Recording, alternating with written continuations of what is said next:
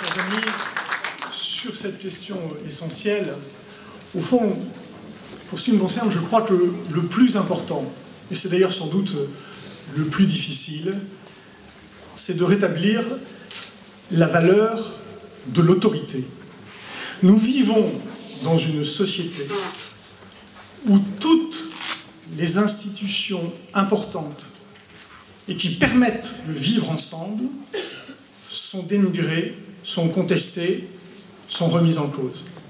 La famille, l'école, la police, la justice sont des éléments structurants pour le fonctionnement de notre société. Et donc, il faut que ces institutions retrouvent à nouveau le respect de tous. C'est un élément considérable, extrêmement important, et qui entraînera beaucoup de conséquences positives. Et c'est un élément fondamental pour une société de progrès. Je veux le dire parce que le respect de l'autorité passe avant tout. Parce que à ceux qui ont le mot de solidarité plein la bouche, je veux dire que nous sommes tous d'accord pour payer des impôts. Nous sommes tous d'accord, et je suis sûr que nous tous, ici, nous avons des exemples concrets d'actes de solidarité que nous avons faits. Mais nous le faisons d'autant plus que nous savons, si nous savons, que ceux qui en bénéficient sont respectueux des institutions et des règles de droit. Et donc, pour qu'il y ait le progrès, pour qu'il y ait l'équité, pour qu'il y ait la solidarité, il faut d'abord qu'il y ait le respect des règles de droit et de l'autorité. Ça, c'est pour dire à quel point, au fond, le débat de ce soir, et je veux le dire en vérité, est aussi un débat d'ordre national. Alors je vais peut-être me faire un petit peu engueuler, mais je veux dire quand même, en vérité, qu'il y aura 2 temps dans le mandat municipal qui s'annonce. Il y aura le premier temps, entre 2014 et 2017, où la ville, où notre équipe municipale pourra prendre un certain nombre de décisions importantes. Je vais y venir. Mais il y aura un deuxième temps, celui où nous aurons aussi réalisé l'alternance au niveau national. Et à ce moment-là, ce sera le 2e étage de la fusée. Parce que, vous l'avez bien vu, notamment à travers les intervenants, les témoins qui se sont exprimés, beaucoup de questions relèvent du domaine réglementaire et législatif au niveau national.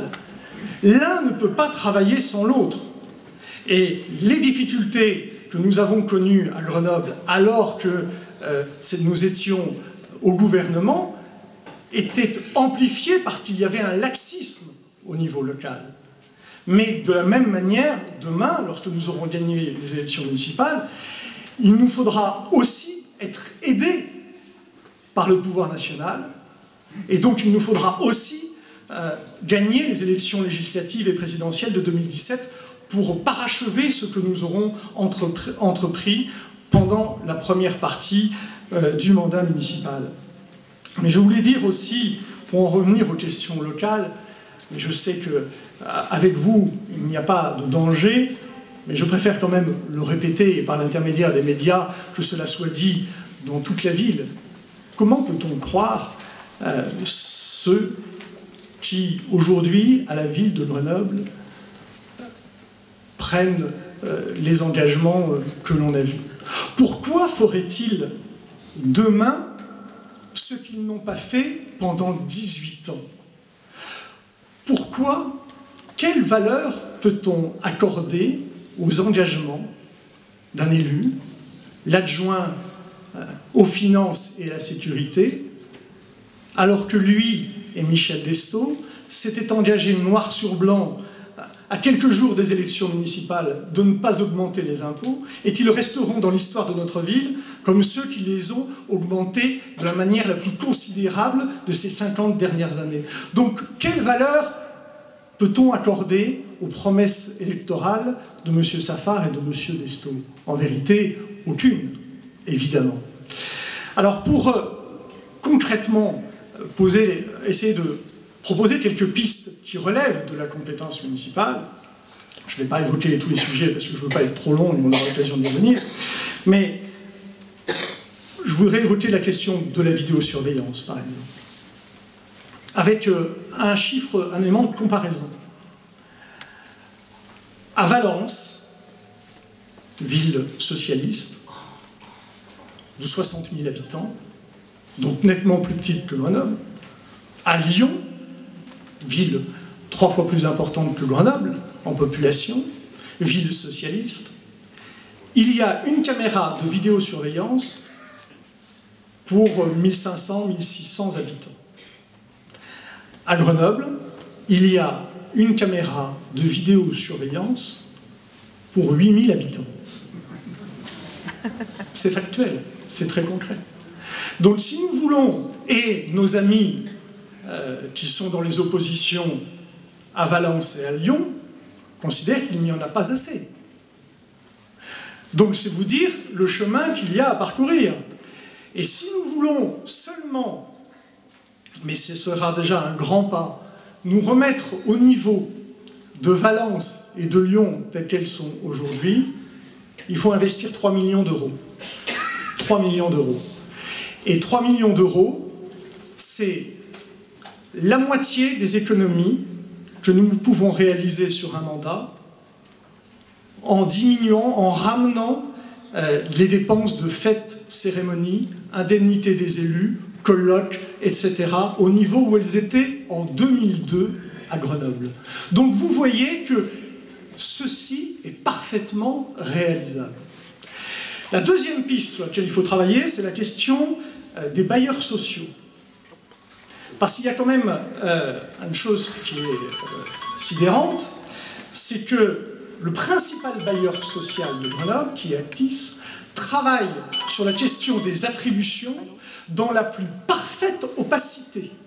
Jamais la majorité municipale n'a accepté que l'opposition soit représentée dans la commission d'attribution des logements que gère Actis. Pourquoi ? Poser la question, d'une certaine manière, c'est y répondre. Moi, je crois que la question des conditions et des critères d'attribution des logements publics et où on met qui est une question essentielle par rapport aux questions de sécurité et de tranquillité publique.